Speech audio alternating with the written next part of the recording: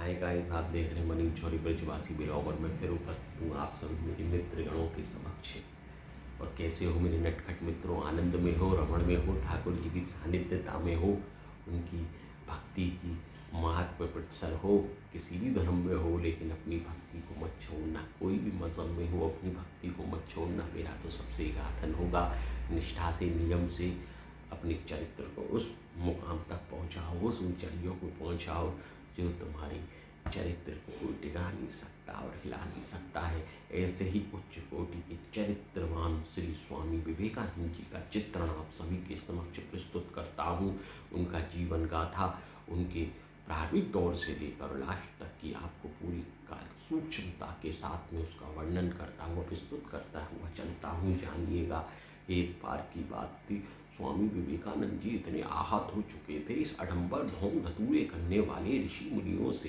जितने भी ये चोला धारण कर लेते हैं, भगवा वस्त्र पहनकर, और दिखावा करते हैं कि बगले भगत बने हुए बैठे हैं, बगला भगत, अंदर से कुछ और है, ऊपर से दिखाते कुछ और है। ऐसे संतों से बहुत आहत हो चुके थे। एक बार की बात थी, स्वामी विवेकानंद जी एक संत कहाँ के होंगे, एक संत के मठ में पहुँच गए और जाकर उनके चरणों में स्पर्श किया, ढोक लगाया, प्रणाम किया।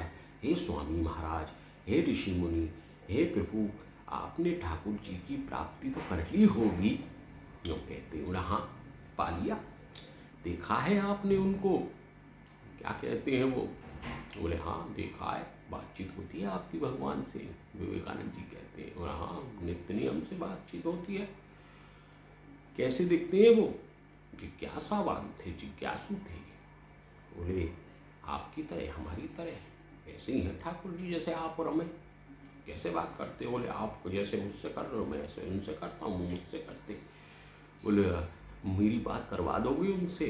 विवेकानंद जी बोले, ये बोले नहीं, उसके लिए तो भैया बड़ा ही अलौकिक धन निष्ठा से अपने पूजा पाठ करके उसकी ठाकुर की प्राप्ति करी जाती, आप नहीं कर सकते हो। बोले आप फिर एक अर्जी लगा दोगे उनके आगे? बोले हाँ मैं अर्जी लगा दूंगा ठाकुर के समीप आपकी। बोले क्या चाहिए तुमको? बोले मुझे रोटी कपड़ा और मकान चाहिए। क्योंकि उस समय पूरे देश का, हिंदुस्तान का एक ही नारा था, रोटी कपड़ा और मकान। यही स्लोगन चल रहा था, यही नारा था, यही झंडा लहर रहा था सब घर में कि रोटी कपड़ा और मकान चाहिए सबको। स्वामी विवेकानंद जी ने बोले ठीक है, आपकी अर्जी ठाकुर जी तक पहुंचा दूंगा। तो वो हाथ जोड़ कर प्रणाम करके निकल गए। 2-3 दिन बीते होंगे, 4-5 दिन बीते होंगे, फिर पहुंच गए विवेकानंद जी उनके आश्रम में। कहते हैं महाराज जी कहाँ है? चेलों से बोले अंदर हैं, आरती कर रहे हैं ठाकुर जी। बोले ठीक है। आरती कर आते हैं, चरणों में नमन करते हैं। वो देख के चौंक जाते हैं, अरे कहाँ से आ गया? फिर ये सिर खाएगा, मेरा खोपड़ी खा जाएगा। फिर ये आपने हमारी अर्जी लगा दी, क्या जवाब आया? बोला आपकी अर्जी लगा दी है, अभी पेंडिंग है, देखो बहुत सारी अर्जियां हैं, अब किसकी अर्जी स्वीकार होती है, कब होती है, तो पता चलेगा आगे। वो समझ गए झूठ बोल रहा है, आडंबर चल रहा है, यहाँ कुछ नहीं है। चल दिए फिर आगे। यही कार्यकलाप चलता रहा। हर मंदिर, हर मठों में, हर स्थानों पे जा जाके जितने भी संत महंत थे, कोई उनको उच्च कोटि का, कोई उनको ज्ञानवान सत्य संत, निष्ठावान संत कोई उपस्थित नहीं हुआ। स्वामी विवेकानंद जी महाराज, जिनका पहले नाम नरेंद्र हुआ करता था, बाद में विवेकानंद जी पड़ा है, वो भी किसी संत के देने के बाद उनका नाम विवेकानंद पड़ा। पहले नरेंद्र नाम से ही जानते थे, नरेंद्र दत्त। तो ठाकुर श्री विवेकानंद जी ठाकुर ही भगवान के स्वरूप हैं वो भी। तो विवेकानंद जी महाराज एक आश्रम में जाते हैं, वो भी उच्च कोटि के श्री काली जी के भक्त थे। राम कृष्ण परमहंस उनका नाम था उन संत का, उच्च कोटि के संत जिनको काली अपनी गोदी में बैठाकर और सुलाती थी, उनको अपने ही हाथों से थपक थपक के निद्रा कराती थी, अपने हाथों से ही भोजन पवाते थे काली माँ को वो, और काली माँ उनको अपने बच्चे की तरह रखती थी। इस उच्च कोटि के संत थे, ऐसे विभूति थे राम कृष्ण परमहंस जी महाराज। तो आश्रम में घुसने के साथ ही वो नाम लेते हैं नरेंद्र। इतना कहने के बाद, अरे ये तो मेरे नाम बताए बिहारी, मेरा नाम बता रहा है। दुनिया में तो इतने संतों के पास गया हूँ, सबने मेरा नाम पूछा, क्या नाम है आप, कौन? नरेंद्र है मेरा नाम। बोले भगवान से बात करना चाहता है तो नरेंद्र? बोले हाँ। रोटी कपड़ा मकान चाहिए तुझको? बोले हाँ। बोले जा, माँ बैठी हुई है अंदर मंदिर में, जा बात कर ले। उनकी सुध बुध खो गई, भूल गए सब कुछ कि क्या है रहा है। फेंक ना रहा हूँ, सत्य कह रहा हूँ, सत्य घटना है ये। नरेंद्र जी श्री स्वामी विवेकानंद जी महाराज मंदिर में अंदर जाते हैं, दरवाजा खोलते तो साक्षात अष्टभुजाधारी काली मैया बैठी हुई है सिंहासन के ऊपर। देखते के साथ ही सुध बुध भूल गए। भाई एक बात बताओ, कोई अलौकिक चीज, ठाकुर जी जिसको आदमी पाना चाहता है एकदम से किसी के समीप पहुंच जाएंगे तो आदमी चकरा जाएगा। देखते के साथ सुध बुध भूल गए, सुट्टी बुट्टी भूल के गुम हो गई, यूँ खड़े हो गए, देखे जा रहे। माँ कहती है अरे नरेंद्र, सुन ही नहीं रहे, टकटकी लगाए देख रहे, नरेंद्र नरेंद्र। माँ कहती है नरेंद्र। जब उनकी नजर जाती है, हाथ जोड़ते, मांग, क्या मांगना चाहता है? आज मैं तुझको देना चाहती हूँ, मैं खुश हूँ, आज मांग। वो कहते हैं मुझे ज्ञान, विवेक और बुद्धि चाहिए। ज्ञान, विवेक और बुद्धि चाहिए। जा, दिया। बाहर आ जाते हैं रामकृष्ण परमहंस जी के पास में। नरेंद्र मांग लिया? अरे तू तो वो मांग के ही नहीं आया जो तू मांगने के लिए यहाँ आया था। जब मांग, अभी बैठी है मां अंदर, मांग कर आ जा, बाहर और जा, जा। फिर जाते हुई ज्ञान, वैराग्य, बुद्धि, विवेक, ज्ञान और बुद्धि। फिर माँ जाती है अंदर, फिर कहते हैं अरे फिर आ गया तू। माँ कहती है और कुछ भी चाहिए तो छुओ। माँ कहती है और कुछ भी चाहिए, मांग ले जा। वो कहते मुझे वही चाहिए जो पहले मांगा था, ज्ञान, विवेक और बुद्धि। ले जा, दिया, पहले ही दे दिया मैंने तुझको, तो जरूरत ही नहीं है दोबारा मांगने की। कुछ और मांगना हो तो मांग। फिर नहीं मांगते। फिर श्री विवेकानंद जी महाराज बाहर आते, गुरु जी कहते थे बाहर, अरे नरेंद्र तू अब भी वही मांग के नहीं आया है जो तू मांगने के लिए सब जगह फिर रहा था, रोटी कपड़ा और मकान। जब मांग, अभी माँ बैठी हुई है, मांग ले। फिर पहुंच जाते हैं उनके कहने पर एक बार और। फिर वो मांगते, कहते मुझे तो वही चाहिए जो, भाई कैसे मांग सकता है कोई इंसान? नहीं मांग सकता। जिसका भाव सिर्फ देने ही देने का हो, जिंदगी में नहीं मांग सकता है, सत्य परिमाण है। फिर वही विवेक, ज्ञान और बुद्धि। माँ कहती जाए एक बार दे तो दिया तुझको, तो क्या बार बार एक ही चीज मांगेगा? और कुछ नया मांग, धन दौलत ऐश्वर्य कीर्ति शौहरत मांग। नहीं चाहिए, मांगते ही नहीं है। फिर आ जाते हैं गुरु जी कहते हैं अरे भाई तू मांग नहीं रहा है, रोटी कपड़ा और मकान। मैं जानता हूँ, गुरु जी कहते हैं मैं जानता हूँ तू नहीं मांग सकता अपने लिए। तू संसार में सबको देने के लिए आया है और तू सबको देगा। और सुन, इधर आज से मैं तुझे अपना शिष्य बनाता हूँ और तेरा नामकरण करता हूँ। आज से तेरा नाम विवेक होगा। विवेकशील माँ ने प्रदान कर दिया तो विवेक नाम उनका रख दिया। श्री स्वामी विवेकानंद जी महाराज के नाम से प्रख्यात हो गए।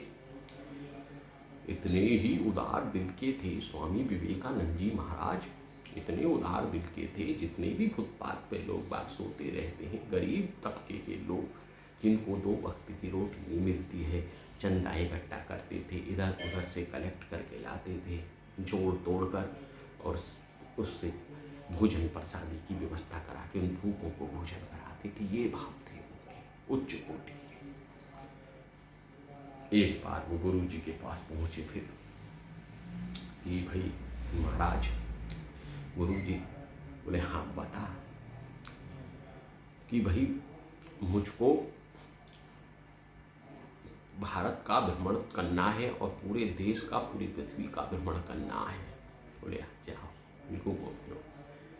तो वो उनका आशीर्वाद लेकर यात्रा पे निकल गई। बड़ी लंबी यात्रा थी। तो एक बार शिकागो के अंदर, फॉरेन में शिकागो के अंदर अपने जितने भी संत महंत थे, जिस धर्म के लोग थे, उन सब की उद्घोष्टि हो रही थी प्रचार प्रसार के लिए। तो स्वामी विवेकानंद जी भी उसमें पहुंचे। शिकागो लंबी यात्रा करते हुए इधर उधर की घूमते फिरते उस जगह पहुंच गए।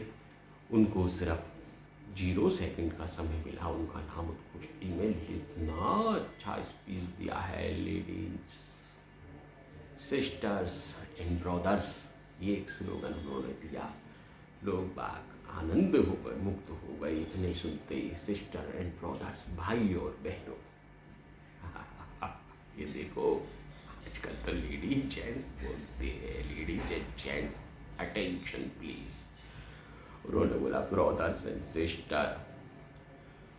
ऐसी प्रस्तुतिकरण करा है, ऐसा प्रस्तुतिकरण करा है, ऐसा प्रस्तुतिकरण करा। मैं एक एक शब्द बताऊंगा तो बहुत लंबा हो जाएगा, मैं सूक्ष्मता से बता रहा हूँ। And ladies and brothers and sisters, भाई और बहनों। और 1 दिन 2 दिन 3 दिन लोग बात भूल गए, इतने मग्न हो गए, अपनी सीटों को ही छोड़ के नहीं उठ रहे हैं। बाहर जितने भी अनाउंसमेंट हो रहे हैं, जो स्पीकर, लाउड स्पीकर की आवाज़ें जा रही है, सड़क पर खड़े खड़े लोग बात सुनने आनंद चकित हो गए, भाव विभोर हो गए। क्योंकि उनकी जिज्ञा पे उस समय क्या हमेशा ही सरस्वती विराजमान रहती थी। निष्ठावान थे, चरित्रवान थे, धैर्यवान थे, विवेकवान थे, ज्ञानवान थे, शीलवान थे। ज्ञान बहुत ऊंची चीज है, इसका परिमाण देता हूँ। ये शान अविद्या तपो न ज्ञानम, ज्ञानम न शीलम न गुणम न धर्मम, ते मृत्युलोका भूतार भूते मनुष्य रूपेण मृगा चरन्ति। जिसमें न ज्ञान है, न शील है, न गुण है, न धर्म है, न त्याग है, न बलिदान है, वो इस पृथ्वी लोक के ऊपर मृग की भांति, जानवरों की भांति विचरण करता है। उसका कहीं उद्धार नहीं हो सकता है। जो जो चीज़ें जो मैंने बोली हैं, जो उसके समक्ष प्रस्तुत नहीं है, तो येषा न विद्या न तपो न ज्ञानम, ज्ञानम न शीलम न गुणम न धर्मम, ते मृत्युलोका भूतार भूते मनुष्य रूपाणि मृगा चरन्ति। इतना ज्ञान था, उतना विवेक था, इतना शील था। सरस्वती हमेशा उनके जिह्वा पे रहती थी, मस्तक पे रहती थी, कंठ में रहती थी, हृदय में रहती थी। नित्य नियम से रोज अपनी तरफ आकर्षित कर लेते। उनकी आंखें इतनी तेजवान थी, उनका चेहरा इतना तेजवान था, उनका वर्चस्व इतना तेज था, सब मग्न मुग्ध हो जाते थे उनसे। उन्होंने बहुत आगे की लीलाएं करी हैं। स्वामी विवेकानंद जी ने ये स्थिति थी, कई अनाथालय खुलवाए, कई हॉस्पिटल खुलवाए, कोई इतने खुलाए। तो कहने का अभिप्राय ये होगा मेरे दोस्तों, जिन्होंने हमारे देश के लिए इतने इतने त्याग किए हैं, इतने इतने बलिदान किए हैं, जितने इतने अपना नाम हमारे देश का, पहले ढोंगी आडंबरों के नाम से 0 समझते थे भारत को, तो उन्होंने एक ही शब्द कहा था, मेरे लोग भागो, मेरे भाई और बहनों। शिकागो में जब भाषण था, मैं एक सूक्ष्मता से अर्थ बता रहा हूँ। उन्होंने कहा था, हम भारतवासी तो 0 हैं और आप 1 हो, तो ये 1 बिगर 0 के 10 नहीं बन सकता है, वो 1 ही रहेगा। तो 0 की वो उपस्थिति अनिवार्य है। 1 से 10 बनाने के लिए, 10 से 100 बनाने के लिए, 100 से 1000 बनाने के लिए, 1000 से लाख बनाने के लिए, लाख से करोड़ बनाने के लिए 0 तो चाहिएगी। 1 तो 1 ही रहेगा, लेकिन 0 बहुत हो गई। क्या उच्च कोटि के विचार थे, क्या ज्ञान था, क्या त्याग था, क्या बलिदान था। ऐसे उच्च कोटि के संतों को मैं सत सत नमन करता हूँ। श्री स्वामी विवेकानंद जी, रामकृष्ण परमहंस जी उच्च कोटि के संत थे। अपनी सभा गोष्ठी कर कर और श्री गुरु जी के आदेश अनुसार रामकृष्ण परमहंस ने उनको बुलाया कि नरेंद्र विवेकानंद जी इधर आओ।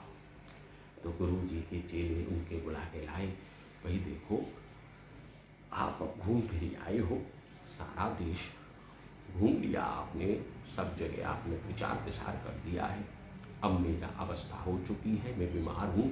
तो वो कहते हैं विवेकानंद जी, भाई माँ आपके साथ है, माँ आपके पास है, सदैव आपके साथ रहती हैं यहीं, तो उनसे मांग लो, आपको स्वस्थ कर देंगे। उनके कैंसर हो गया था मुंह में, रामकृष्ण परमहंस जी के, उनसे बोला उनके चेले ने, विवेकानंद जी महाराज ने, बोले इस तुच्छ शरीर के लिए मैं क्या मांगूंगा, अभी तो मेरी माँ इसको ठीक कर देगी, लेकिन मेरे पूर्व जन्मों के कर्मों का दंड के अधीन मुझे दंड मिला है, मुझे इस शरीर से भोग के जाने दो, अगले जन्म में ये व्याधा खत्म हो जाएगी और आनंद आएगा, मैं क्या मांगूंगा उससे। देखो, और श्री विवेकानंद जी को पास बुलाया, अपने एकांत कमरे में ले जाके अपने जितने भी दिमाग में उनका ज्ञान था, बुद्धि थी, विवेक था, सब समाहित कर दिया उनके मस्तक के अंदर। विवेकानंद जी के ऐसी ऐसी सिद्धियाँ हुई हैं, ऐसी ऐसी प्राकट्यता हुई है कि आदमी बड़ी बड़ी, जो मैं बताऊंगा तो पूरा समय लग जाएगा।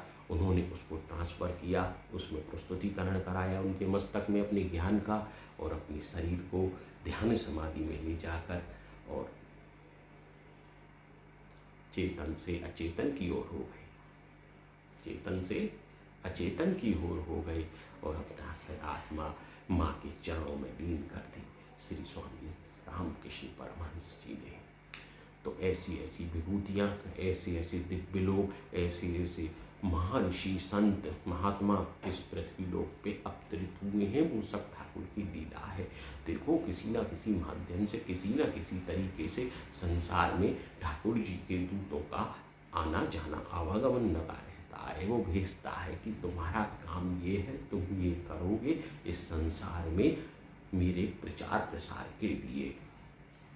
अब उसको समझने वाला ही समझ सकता है, कि जानने वाला ही जान सकता है, क्योंकि संसार में ठाकुर जी ने जिसको मनुष्य रूप में इस पृथ्वी पे भेजा है, वो किसी न किसी कारण से, किसी न किसी माध्यम से, किसी न किसी तरीके से अपने आप ठाकुर जी की आनंद उल्लास की प्राप्ति के लिए लगा हुआ है। जिस प्रकार से बालक माँ के पेट में 9 महीने तक उपस्थित रहता है, तो नंदर पेट में जब रहता है तो भगवान के 3-4 महीने 6 महीने बाद उसकी चेतना जागृत होती है दिमाग में। वो कहता है प्रभु से, हे प्रभु मैं बाहर निकाल दो, मैं इस मल मूत्र में पड़ा हुआ हूँ, इस नरक से भी घोर पीड़ा सह रहा हूँ, अंधकार कूप में पड़ा हुआ हूँ, मुझे इससे बाहर निकालो। यो कहते हैं पेट में जब होती है आत्मा जीव की, ठाकुर जी का स्मरण करता है, मैं बाहर आऊँगा, आप ही का जपन करूँगा, आप ही का नाम जपूँगा, मुझे निकालो प्रभु, निकालो, अंधकूप से निकालो बाहर, बड़ी पीड़ा हो रही है, बड़ी यातना मिल रही है, बड़ी उत्पीड़नता हो रही है मेरे शरीर के अंदर, यो कहता है। और जैसे ही उसका प्राकट्य हो जाता है, बच्चा प्रकट हो जाता है, आ जाता है ऑपरेशन के माध्यम से या कुदरती सुचारू रूप से, तो वो भूल जाता है संसार में आने के बाद कि मैं क्या वचन दे के पेट से निकला हूँगा, कि मैं नाम जपूँगा ठाकुर जी का नित्य नियम से रोज, और एक ही नाम जपता है, माया माया माया माया माया माया माया माया, माने माया वो माया सोनी माया चौधरी माया वो नहीं, लक्ष्मी लक्ष्मी वो नहीं, धन धन में आसित हो जाता है, माया का प्रलोभन चढ़ जाता है, उसका चश्मा लग जाता है, उसका आवरण आ जाता है। इसी प्रकार से मेरे दोस्तों, अपने चेहरे से, अपनी आँखों से उस माया के आवरण को हटाओ। जो भी बंधन है किसी प्रकार से भी है, लिप्त रहो, उसमें रहो,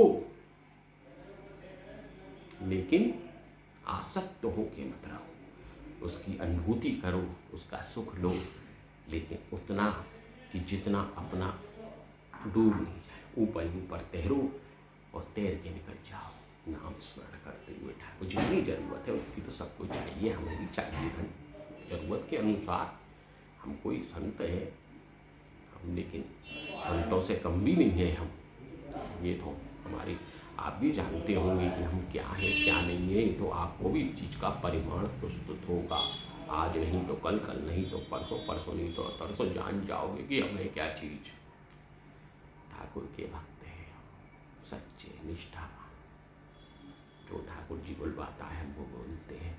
हमारे पास कोई भी चीज़ उपस्थित नहीं मिलेगी और सब चीज़ भी उपस्थित हमारे पास मिलेगी आपको। उनका आशीर्वाद है हमारे ऊपर, ठाकुर का, श्री राधा रमण बिहारी लाल का। तो कहने का अभिप्राय ये होगा कि माया में संलग्न रहो, लेकिन उसके अंदर डूबो नहीं। अपनी ज़रूरत के अनुसार काम करो, ज़्यादा हो तो औरों की मदद करो। आप पहले अपने आप का भरण पोषण करो। ये नहीं कह रहा हूँ कि जो कमाओ दान कर दो, अपनी ज़रूरत की पूर्ति करो और जो उसके बाद बचता है दान में लगा दो, संसार में बांटो, सबका भला करो, उद्धार करो सबका, जो तुम्हारे अंदर से हो सकता हो उतना। तो स्वामी विवेकानंद जी इसी विचारधाराओं के उच्च कोटि के संत थे। उनको सत सत नमन है। ऐसे वीर, ऐसे वीर, ऐसे दिव्य विभूतियाँ भूतो न भविष्यति, ना हुई ना होगी। जो हो गई सो हो गई, वो सब प्रभु की लीला है। जय सिया राम, जय राजा राम। आज के लिए इतना ही। अच्छा लगा तो लाइक करें, कमेंट्स करें, शेयर करें। आपका हूँ, आपका ही रहूँगा। जय सिया राम, जय राजा राम।